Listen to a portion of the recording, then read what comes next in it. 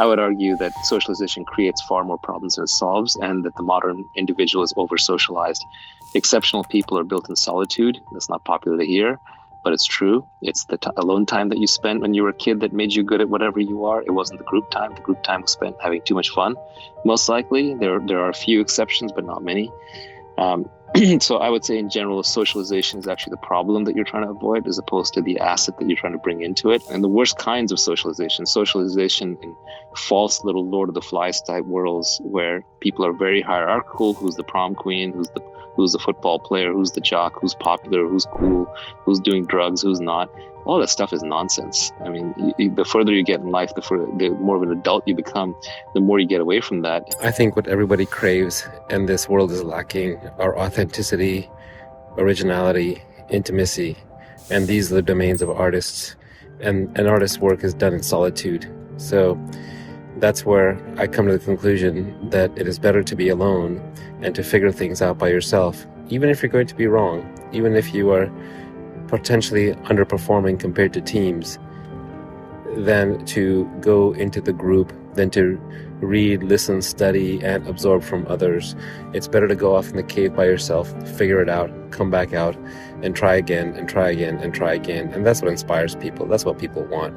Now, you can always team up, of course, but when you team up with other like-minded artists working towards the same mission. And that's the beauty of this life. I think Karl Popper said, find a problem and get lost in it, or find a problem and just work on it.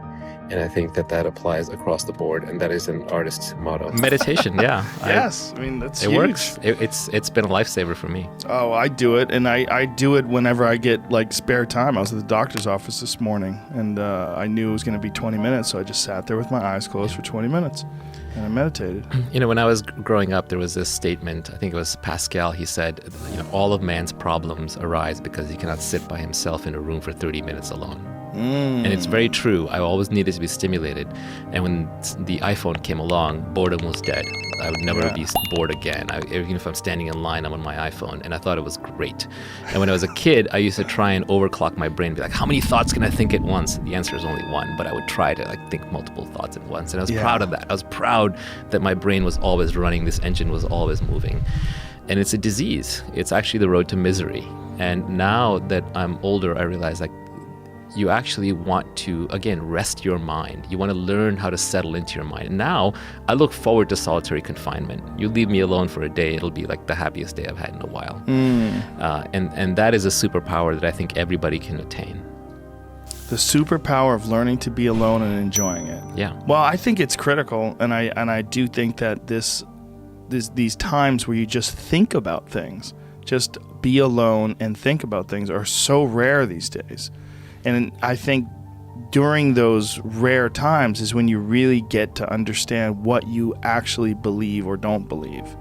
The biggest thing you have to do is shut off technology. You have to go dark.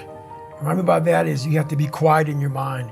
Get away from people. We love being around people. We love talking. We love parties. We love all that. It's okay to be alone. It's also okay to be unhappy. It's okay to be unhappy sometimes, man. It's okay to say, you know what, man, I'm up. So you gotta go to the truth first. Who are you? Get really accountable and say, okay, who am I? What's the truth about me? Get to that dark place in your mind. Figure out, it may take months, it may take years. Figure out your purpose. Figure out what you want to be in life. And then from there, okay, I have my purpose. It may take a long time. No one knows their purpose because it's too loud. Find your purpose. From there, all right, you gotta start planning. People love the planning phase because it's very comfortable. Then from the planning phase, you gotta go to execution. So the execution phase, where we all hate, because that's where the real work begins, and that's when the failure happens, and the failure. So, but that's kind of how you have to do it. You gotta go here. I call it the dark room, where you're alone. No cell phones, no music, no TVs, no computers. You by yourself. Very few people want to be alone anymore. They want to be around noise and people, and you can't think. Be alone, go to that dark space. In that dark space, shut life off for a little bit. Go to a dark place in your mind and figure out what the fuck you want to be. You don't know what you don't want, because you don't know what you want to be because you haven't spent time, real time with yourself. Spend time with yourself. Trust me, And once you find that passion and that purpose, your goals, your purpose, everything will just start lining up. And then you'll find the courage to start that journey from that 20 to 100. I'm constantly thinking in the quietness of my mind. That's a key point too. The world is so fast-paced. The world is so noisy. So my conversation now a lot of times is, my God, slow down. The world can take you here, be there, be everywhere. And I lose myself sometimes. So I catch myself in the airport. I catch myself in the plane where I'm writing stuff down. Okay, remember this, remember that. And I go, hey, hang on a second, Goggins. What got you here? This isn't what got you here. Slow the fuck down.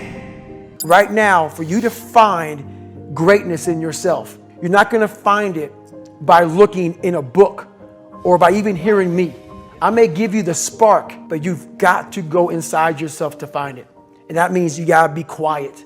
Shut the fuck up, go in a room, stop talking, search your soul, search your mind, search your abilities, and you'll find it.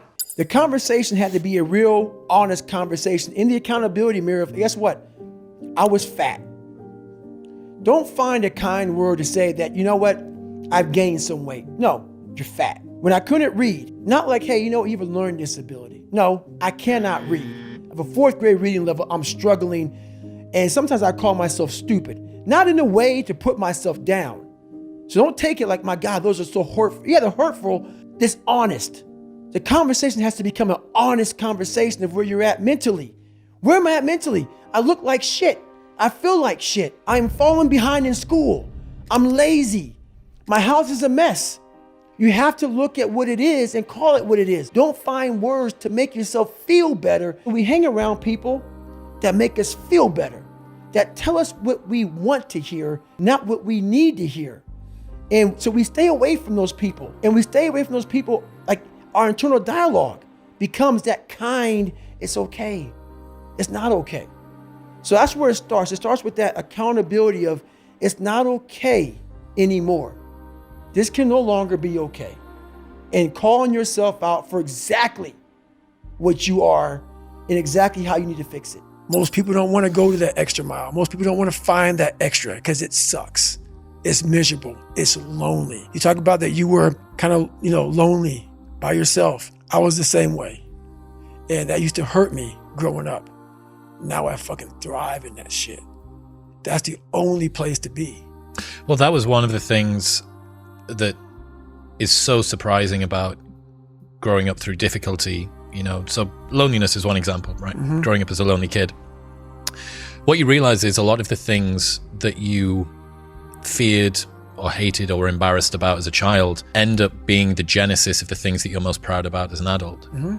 So the fact that you can work and thrive in solitude gives you the opportunity to be able to move to America and start a podcast, or decide to do Hell Week 3 times in a row, or it doesn't matter how long or dark the course is, you're just going to stay. Mm-hmm. In fact, I would go as far as to say there's not one thing in my life that I see as a pure advantage that doesn't have a dark side to it. Right. So one of the reasons that I spent so much time as a kid in my bedroom listening to audio tapes, because I didn't have anyone to play with, right? Only child, a little bit sort of unpopular.